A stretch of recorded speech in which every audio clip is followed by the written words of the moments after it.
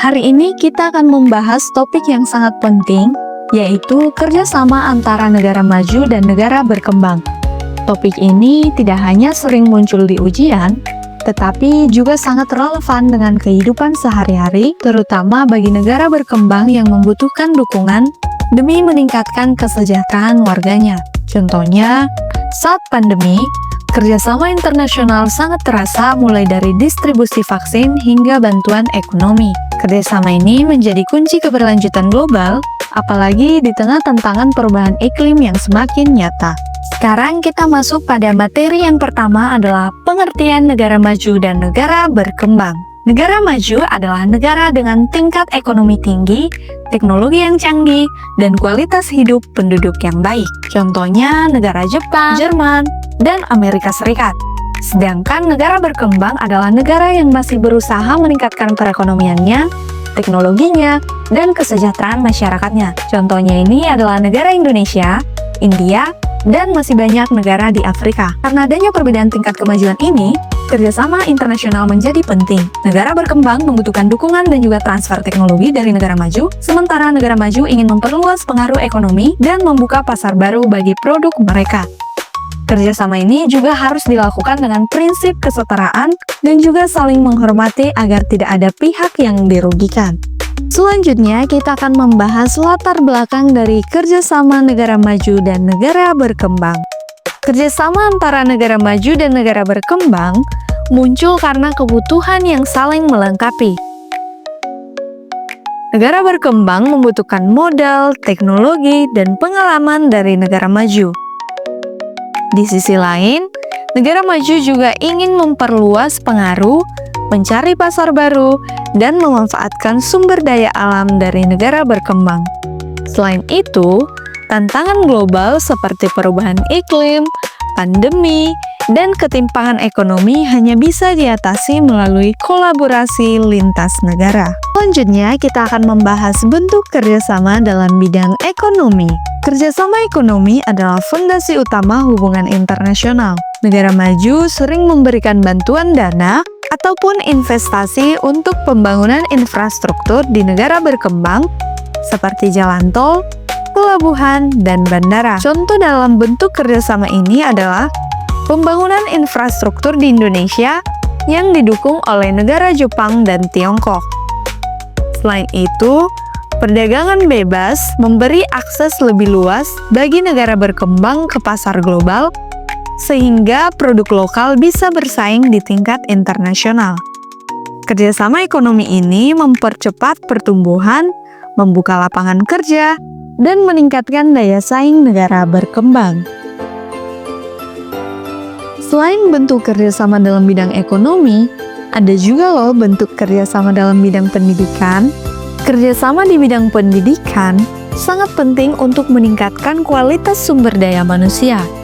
Negara maju memberikan beasiswa, pelatihan, dan program pertukaran pelajar kepada negara berkembang. Contohnya, beasiswa ke Eropa ataupun Australia, dan juga pelatihan sains dan juga teknologi. Dengan pendidikan yang lebih baik, negara berkembang bisa menciptakan generasi muda yang siap bersaing di era global. Kerjasama pendidikan juga memperkuat hubungan budaya dan saling pengertian antar negara. Nah, selanjutnya kita akan membahas bentuk kerjasama dalam bidang teknologi dan kesehatan. Dalam bidang teknologi, negara maju membantu negara berkembang mengadopsi teknologi baru di bidang pertanian, industri, dan energi terbarukan. Transfer teknologi sangat penting agar negara berkembang tidak tertinggal dalam inovasi. Sedangkan dalam bidang kesehatan, bantuan vaksin, alat kesehatan, dan pelatihan tenaga medis sangat diperlukan terutama saat pandemi. Contohnya, distribusi vaksin COVID-19 melalui COVAX Facility. Kerjasama kesehatan sangat vital dalam menghadapi tantangan global seperti pandemi dan penyakit menular. Apa sih manfaat kerjasama ini untuk negara berkembang? Nah, berikut beberapa manfaat kerjasama untuk negara berkembang. Yang pertama, mempercepat pembangunan infrastruktur dan ekonomi. Yang kedua, meningkatkan kualitas pendidikan dan kesehatan. Yang ketiga, mengurangi kesenjangan teknologi. Yang keempat, belajar dari pengalaman negara maju dalam pengelolaan sumber daya. Dan yang terakhir, membuka peluang ekspor dan investasi. Nah, dengan kerjasama ini, negara berkembang bisa lebih cepat maju dan juga meningkatkan kesejahteraan masyarakatnya. Selain itu, ada juga loh manfaat kerjasama ini untuk negara maju. Berikut beberapa manfaatnya. Yang pertama, mendapatkan pasar baru untuk produk dan jasa. Yang kedua, memperluas pengaruh ekonomi dan juga diplomatik. Yang ketiga, menciptakan stabilitas global dan memperkuat hubungan antar negara. Yang keempat, memanfaatkan sumber daya alam negara berkembang. Dan yang terakhir, mendukung transisi ke ekonomi hijau dengan teknologi ramah lingkungan. Tapi, kerjasama ini nggak selalu mulus loh. Ada juga beberapa tantangan dan juga permasalahan dari kerjasama ini. Yang pertama adalah ketergantungan, di mana negara berkembang bisa terlalu bergantung pada bantuan negara maju, sehingga sulit menjadi mandiri. Yang kedua adalah ketidakadilan, di mana syarat bantuan kadang berat atau lebih menguntungkan negara maju. Yang ketiga adalah perbedaan budaya dan sistem pemerintahan yang bisa menimbulkan hambatan dalam pelaksanaan kerjasama. Yang keempat, utang luar negeri, di mana banyak negara berkembang terjebak dalam hutang yang sulit dilunasi, apalagi di tengah ketidakpastian ekonomi global saat ini. Dan yang terakhir adalah bantuan tidak sesuai kebutuhan, yang juga kadang bantuan lebih menguntungkan kepentingan politik untuk negara maju. Tantangan ini harus diatasi agar kerjasama benar-benar bermanfaat untuk semua pihak. Nah, teman-teman tahu nggak sih ada 5 isu terkini dalam kerjasama internasional?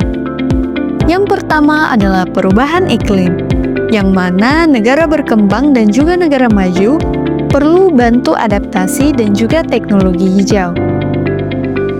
Yang kedua adalah akses vaksin, yang mana negara berkembang masih kesulitan mendapatkan vaksin sehingga diperlukan distribusi yang adil. Yang ketiga adalah ketidakadilan ekonomi, yang mana perjanjian sering lebih menguntungkan negara maju sehingga diperlukan kerjasama yang adil dan juga transparan. Yang keempat, konflik geopolitik yang menyebabkan ketegangan antar negara maju sehingga berdampak pada negara berkembang, contohnya sanksi ekonomi. Dan yang terakhir adalah kesenjangan digital, menyebabkan negara berkembang tertinggal dalam akses teknologi dan juga internet, sehingga diperlukan pembangunan infrastruktur digital. Selanjutnya, kita akan membahas contoh kerjasama di negara berkembang. Yang pertama adalah MRT Jakarta, yaitu kerjasama antara Indonesia dengan Jepang, di mana Jepang memberikan pinjaman lunak dan juga teknologi, sedangkan Indonesia menyediakan tenaga kerja dan juga lahan. Yang kedua adalah vaksin malaria, yaitu bentuk kerjasama negara-negara Eropa dengan negara Afrika dalam pengadaan vaksin. Yang ketiga adalah pertukaran pelajar, yaitu program antara Australia dengan negara-negara Asia Tenggara untuk membuka peluang pendidikan bagi generasi muda.